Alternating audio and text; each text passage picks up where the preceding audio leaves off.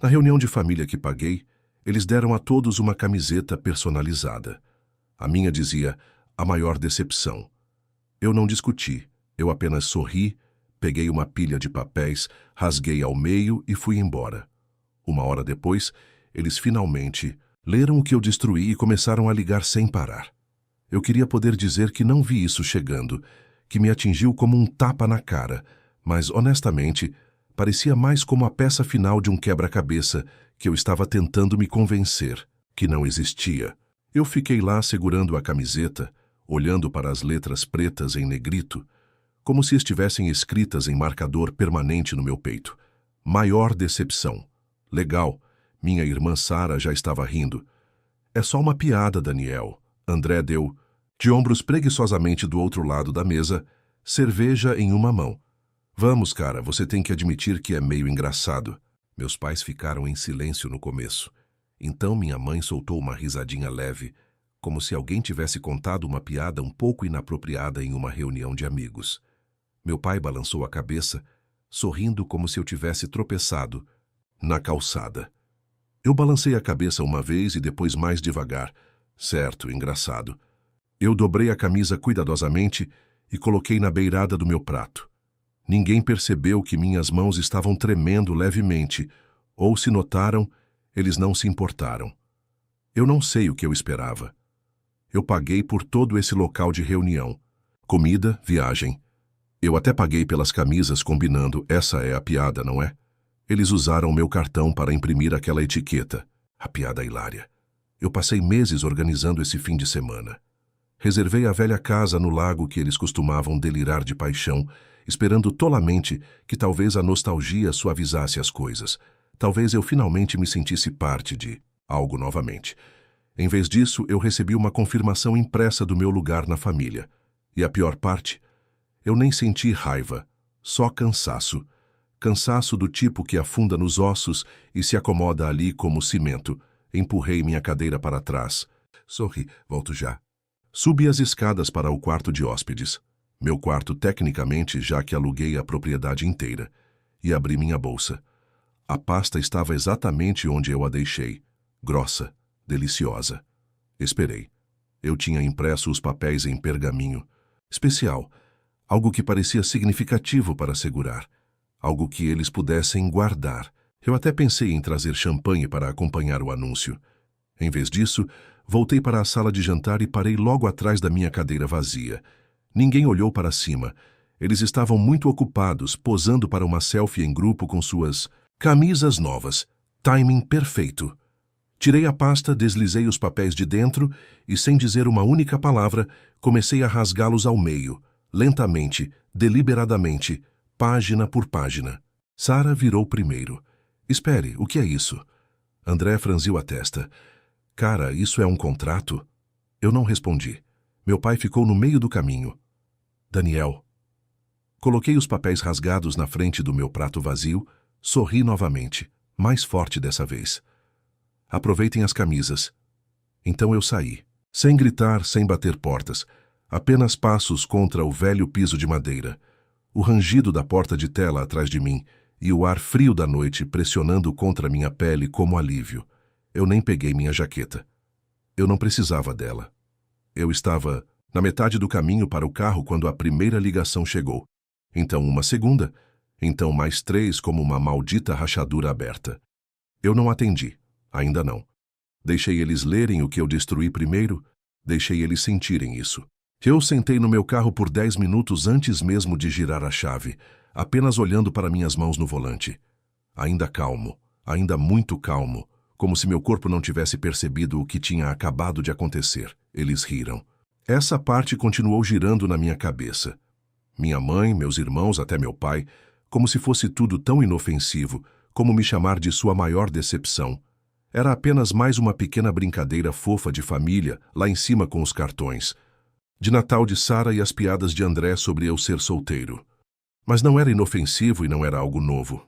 Eu poderia voltar um pouco a algumas memórias na minha cabeça. Esse foi o ano em que André quebrou a janela do vizinho com uma bola de beisebol. E eu fiquei castigado por não impedi-lo. Sara mentiu sobre ter sido reprovada em um teste, e eu levei um sermão sobre ser uma má influência.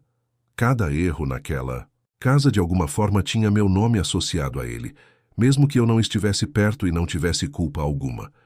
Aos 12 anos, lembro de ter tirado nota baixa matemática, minha primeira. Chorei não por causa da nota, mas porque eu sabia exatamente o que estava por vir. Sarcasmo na mesa de jantar, suspiro dramático da mãe, decepção silenciosa do pai.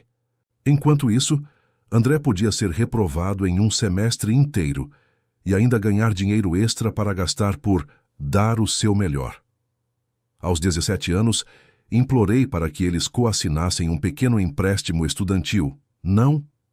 Sem dinheiro, sem assinatura, eles disseram não. Disseram que eu precisava aprender a ter responsabilidade. André destruiu 2 carros até então. Sara já tinha se mudado para a Europa para um curso de fotografia que eles ajudaram a financiar. Mas eu precisava aprender a ter responsabilidade. Então trabalhei noites seguidas, dormi 4 horas por dia. Construí algo do nada. Um serviço de tecnologia no começo, depois uma plataforma de assinatura. Aprendi a codificar, como fazer pitch, como ser rejeitado e seguir em frente. Eu não pedi muito, um pouco de crédito teria sido legal, talvez eu estivesse orgulhoso de você. Em vez disso, eu me tornei a piada recorrente. O estranho, o cara que sempre chegava atrasado para o dia de ação de graças, porque ele provavelmente estava codificando em um porão em algum lugar. Quando eu fiz meu primeiro investimento de 6 dígitos, eu não contei a ninguém. Quando eu quitei minha dívida estudantil de uma só vez, eu não contei a ninguém. Quando minha empresa se tornou viral, ainda ninguém. Parecia que se eu contasse a eles, eles apenas encontrariam uma maneira de distorcer isso, transformaria em outra piada ou pior, levaria o crédito por isso. Então eu fiquei quieto, mas eu assisti. Assisti Sara dar festas em apartamentos que eu sabia que ela não poderia pagar com seu salário. Assisti André postar no Instagram sobre saúde mental, apenas para me enviar mensagens diretas pedindo dinheiro 2 dias depois. Vi meus pais lutando com a hipoteca, mas ainda saindo por cruzeiros de aniversário, e comecei a ajudar silenciosamente. Uma doação anônima aqui, uma transferência não rastreável ali, porque apesar de tudo, eu ainda queria acreditar na família. Pensei que talvez se eu desse o suficiente, eles finalmente me veriam. Essa fantasia se despedaçou no Natal passado. Me ofereci para levar todos para um chalé de esqui que aluguei. Minha mãe me disse para economizar meu dinheiro e então postou um status sobre como Sara o surpreendeu com uma férias financiadas pela família. Foi quando decidi não mais ficar nos bastidores. A reunião que acabei de deixar, que deveria ser minha revelação real. Eu tinha tudo planejado. Uma carta autenticada presenteando meus pais com uma aposentadoria antecipada, sua hipoteca limpa, um acordo de entrada para Sara e seus filhos, um novo começo em um distrito escolar melhor, um fundo de alívio da dívida, para André mais uma indicação de emprego opcional, se ele quisesse começar do zero. Cada documento foi assinado, lacrado, impresso em papel de linho grosso. Eu até escolhi pastas azul marinho para combinar com a decoração de mesa. Foi até onde eu fui. Eu queria que fosse lindo, memorável. Imaginei o olhar no rosto da minha mãe quando ela leu a carta, as lágrimas, o orgulho, a lenta percepção de que o filho que ela uma vez chamou de sem rumo tinha construído algo grande o suficiente para dar a eles uma segunda chance. Imaginei meu pai de pé sem palavras apertando minha mão. Imaginei Sara dizendo, eu estava errada sobre você, dizendo, droga, mano, eu não tinha ideia. Imaginei tantas coisas. O que eu consegui foi uma piada estampada em uma camiseta. E eu sei o que você está pensando. Talvez eles não tivessem feito por mal. Quero dizer, talvez fosse apenas mau humor. Talvez eles teriam reagido de forma diferente, se eu tivesse contado a eles primeiro. Mas aqui está a coisa, eles sabiam. Em algum nível, eles sempre souberam. Eles viram o carro que eu dirigi, as roupas que eu vesti, a maneira como as pessoas reagiam quando eu mencionava o nome da minha empresa. Minha mãe uma vez perguntou se eu estava bem financeiramente, mas daquela maneira cuidadosa e ensaiada que as pessoas fazem quando estão pescando uma confirmação, sem querer parecer impressionadas. Elas simplesmente não se importavam, ou pior, Elas se importavam e odiavam o que isso dizia sobre elas. Então elas riam, porque era mais fácil me manter na caixa da decepção do que admitir que eles poderiam estar errados sobre mim. E agora, eles iriam descobrir o que eu tinha naqueles papéis. E não apenas eles. Todos que já os ouviram falar sobre o pobre Daniel. Todos que acreditavam que eu era um fracasso, vagando de um projeto triste para outro. Eles iriam ver a verdade, mas não antes que as coisas piorassem, porque eu nem tinha visto as mensagens ainda, as que eles já estavam enviando, as mentiras que eles já estavam contando, a história que eles estavam elaborando antes que eu pudesse abrir minha boca. O que veio a seguir? Eu nem consegui voltar para a cidade antes que a história começasse a se espalhar. Primeiro, uma ligação de um amigo com quem eu não falava há meses. Ei, cara, sua irmã acabou de postar algo estranho. Disse que você teve um colapso na reunião de família. Tudo bem? Colapso. Essa foi a palavra que ela usou. Eu abri o Facebook e lá estava. Uma foto da mesa mais cedo naquela noite, camisas dispostas, taças de vinho cheias, um bolo no centro, com uma legenda que dizia: algumas pessoas simplesmente não conseguem lidar com ser parte de uma família. Nós ainda te amamos mesmo quando você se auto-sabota. Sem nomes, sem detalhes, mas estava claro a quem ela se referia. Os comentários estavam cheios de simpatia vaga e interpretações enigmáticas. Sinto muito, garoto. Você merece paz. Você fez o seu melhor. Algumas pessoas são apenas tóxicas, família é complicada, enviar abraços. Isso já teria sido ruim o suficiente. Então veio o chat em grupo. Pings, capturas de tela, mensagens encaminhadas de primos. Minha tia perguntou se eu estava bem. Disse que minha mãe ligou para ela chorando. Disse que eu tinha feito birra e destruído documentos legais em algum tipo de episódio maníaco. André me mandou mensagem diretamente. Você precisa seriamente de ajuda, cara. Você envergonhou todo mundo. Nós tentamos te incluir e você tornou isso estranho. Muito elegante me incluir, certo? Eu não respondi. Apenas encaminhei os documentos originais para meu advogado, pedi para ele registrar o horário do e-mail e enviar cópia para minha assistente. Ela respondeu 5 minutos depois. Você gostaria que eu movesse o recurso da Forbes para este fim de semana? Eu posso adicionar as páginas digitalizadas de volta. Sim. Isso porque aqui está a coisa. Eu tinha opções. Eu tinha evidências. Eu tinha recibos. Eles tinham uma história, uma fraca, mas quanto mais alto eles contavam, mais perigoso tornou-se. Se há uma coisa que minha família sabe fazer, é reescrever a história rapidamente, e desta vez eu não iria deixá-los escapar. Impunes, eu os deixei moldar minha narrativa por muito tempo. Agora era minha vez. Comecei compartilhando o link da Forbes discretamente. Sem tag, sem comentários, apenas o artigo.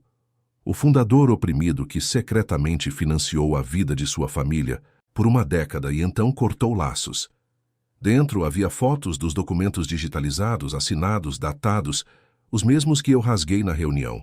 O artigo mencionou a avaliação da empresa acima de 30 milhões e as doações anônimas rastreadas até mim. Mencionou os pagamentos da hipoteca, os fundos da faculdade que criei discretamente em uma conta Shell. Mencionou o subsídio de mentoria em tecnologia que lancei há 6 meses para pessoas que foram descartadas por suas próprias famílias e mencionou brevemente, mas claramente, por que fui embora, não com amargura, com clareza. Em poucas horas, minha caixa de entrada explodiu. Primeiro foram os parabéns, depois as desculpas, depois o pânico. Uma mensagem de voz de Sara. Por que você tornaria público? Você está nos humilhando. Uma mensagem de texto de André. Uau!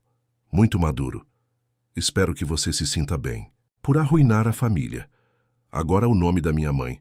Precisamos conversar. Você entendeu mal a piada. Estávamos apenas nos divertindo. Entendeu mal uma piada? Foi quase engraçado o jeito que eles estavam dobrando a aposta. Mas ainda não acabou não, porque a história estava ganhando força e os holofotes que eu nunca quis estavam prestes a ficar muito mais brilhantes. Um canal do YouTube o pegou, depois um podcast, depois um pequeno documentário. Os comentários inundaram. As pessoas escolheram lados, mas principalmente me escolheram, porque as pessoas reconhecem a humilhação quando a veem, especialmente quando ela sorri e se autodenomina família. André tentou me retrucar online, postou um discurso sobre eu ser instável, disse que eu estava distorcendo os fatos. Alguém respondeu com uma captura de tela do contrato que eu tinha escrito para ele, anotado com datas. Outra pessoa encontrou um tweet antigo onde Sara brincava sobre ser a criança de ouro. Não é tão engraçado agora. Um influenciador de tecnologia que eu nem conhecia compartilhou o artigo da Forbes com a legenda: que isso sirva de lembrete. Nem toda ovelha negra está perdida. Algumas simplesmente acabaram com lobos e suéteres. Eles pensavam que poderiam me difamar, me desacreditar, me fazer parecer o problema. Em vez disso, eles acabaram expostos. E ainda assim, eu não disse uma palavra publicamente, nem uma vez, porque eu não precisava. Eu tinha algo melhor do que uma refutação. Eu tinha recibos e agora eu tinha o mundo assistindo. Você pensaria que depois do artigo, depois das mensagens, depois do desvendamento público de sua história favorita, eles recuariam. Mas eles não recuaram. Eles dobraram a aposta. André postou um longo tópico sobre como eu estava exagerando por simpatia. Ele disse que eu tinha um histórico de ser dramático. Disse que eu sempre fui o único que se sentia excluído, mesmo quando davam o seu melhor. Sara começou a controlar os danos com a família alargada. Ela disse-lhes que eu não estava bem, que o dinheiro tinha subido à minha cabeça, que eu tinha cortado relações não por causa de uma camisa, mas porque eu estava sempre à procura de uma razão para ir embora. E os meus pais ficaram calados publicamente, mas eu sei que eles estavam a ligar a Daniel, enquadrando-o como um mal-entendido, uma situação triste. Ele simplesmente levou as coisas para o lado errado. Eu vi-os tentar reconstruir a sua versão da história, mas desta vez não estava a colar porque as pessoas com quem eles estavam conversando, muitos deles já tinham me procurado discretamente. Uma prima que disse que sempre notou como eu era, tratado de forma diferente. Uma antiga vizinha que se lembrava de ouvir minha mãe me chamar de retardatário enquanto se gabava do estágio de André em uma empresa da qual eu agora era dono de participação acionária. A parte que mais me atingiu não foi a manipulação deles, foi a percepção de que passei tanto tempo esperando que eles mudassem, eu não percebi o quanto eu tinha. Eu não era mais a criança tentando ganhar um lugar na mesa deles. Eu tinha minha própria mesa agora. E o silêncio que se seguiu a essa percepção foi a primeira vez que senti paz em anos. Eles enviaram uma carta. Não era um pedido de desculpas, não realmente, apenas um texto cuidadosamente redigido. Ainda somos sua família, e nós te amamos e esperamos que você possa superar isso. Superar isso como se fosse uma fase, como eu fiquei ofendido e fui embora furioso e precisei voltar quando me acalmei. Não respondi. Uma semana depois, eles enviaram outra. Esta foi mais longa, mais emocional. Falaram sobre as coisas que fizeram por mim quando eu era mais jovem. Refeições, montaram um teto sobre minha cabeça. Como se isso compensasse tudo. Eles nunca mencionaram o dinheiro ou os anos de piadas, ou o quão rápido eles foram para me difamar quando eu finalmente disse não. Então, do nada, André postou uma foto antiga nossa de quando éramos crianças com a legenda: "Sinto falta do meu irmão, ainda o amo, sempre amarei." Fui marcado. Muitas pessoas queriam uma resposta, mas as únicas pessoas a quem eu devia alguma coisa eram aquelas que estavam lá quando eu não tinha nada, e nenhuma dessas pessoas estava usando camisetas combinando. Então eu fiquei quieto, e naquele silêncio as coisas continuaram mudando. Marido de Sara deixou ela. Ela estava se inclinando fortemente para a narrativa de que eram vítimas da cultura do cancelamento, e ele não estava aceitando. Ele levou as crianças e foi morar com a irmã. Eu descobri por outra pessoa, pois Sara não me contou. André perdeu uma palestra em algum pequeno evento para o qual ele se inscreveu. Aparentemente, alguém havia enviado ao organizador o artigo completo, junto com um comentário que ele fez em um podcast antigo, sobre como seu irmão nunca conseguia terminar nada que ele começava. Meus pais tentaram refinanciar sua casa, mas não conseguiram. Um amigo meu que trabalha com finanças disse: o banco viu instabilidade. Não foi minha culpa, não diretamente, mas parei a transferência mensal. E comecei a viver minha vida, não por vingança, apenas finalmente, livremente. Viajei sem verificar meu telefone a cada poucas horas. Tomei decisões sem me perguntar se eles finalmente ficariam orgulhosos. Construí coisas porque queria, não porque estava tentando provar alguma coisa. E uma noite, um tempo depois, recebi uma mensagem de alguém que não reconheci, apenas uma linha. Obrigado por mostrar a pessoas como eu que não há problema em ir embora. Talvez isso tenha me afetado, não porque eu precisasse do elogio, mas porque me lembrou que ir embora não era egoísmo, era sobrevivência necessária, não despeito. Eu nunca fiquei bravo. Eles não me amavam do jeito que eu queria. Eu estava bravo porque eles fingiam que amavam, enquanto me derrubavam toda vez que eu me endireitava. Naquela noite eu abri uma caixa da qual eu tinha esquecido. Ela tinha cópias dos documentos originais, os que eu rasguei. Passei minha mão sobre o papel grosso, de cor creme, ainda afiado nas bordas, onde eu rasguei o primeiro conjunto. Não. Parecia perda, não mais, parecia um encerramento. Eu não sei onde eles estão agora.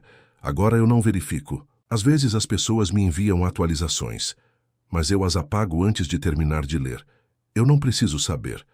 Não porque eu não me importo, mas porque a versão de mim que precisava da aprovação deles não mora mais aqui. Ele se foi e não. Vai voltar a atualização 2 anos depois. Já faz um tempo. Fui convidado para um casamento recentemente. Não sou da família, um amigo, um dos poucos que viu o pior e ficou. Na recepção, alguém me apresentou a sua prima. Ela sorriu, apertou minha mão e disse: "Espere, você é o cara da camiseta?" Eu ri, na verdade ri. "Sim", eu disse, "eu sou." Ela me disse que cortou relações com os próprios pais ano passado. Disse que minha história deu a ela o empurrão que ela precisava. Eu não sabia o que dizer, eu ainda não sei, mas por muito tempo eu pensei que ir embora significava perder, desistir, se render. Acontece que foi a primeira vez que me defendi. Às vezes me pergunto se eles ainda falam sobre mim, se eles contam a história de forma diferente agora. Se eles sentem minha falta, ou apenas sentem falta de quem eles podiam controlar. Eu não entrei em contato e eles também não o fizeram há muito tempo. Talvez isso diga tudo. Você acha que fui longe demais ou não o suficiente? Deixe-me saber nos comentários se você quiser mais histórias como esta. E de 0 a 10, qual a sua nota para essa história? Quero muito saber. Se você gostou do vídeo, já clica em gostei e não se esquece de se inscrever no canal. Assim você não perde nenhuma história emocionante que postamos diariamente aqui no canal. Um beijo e até breve!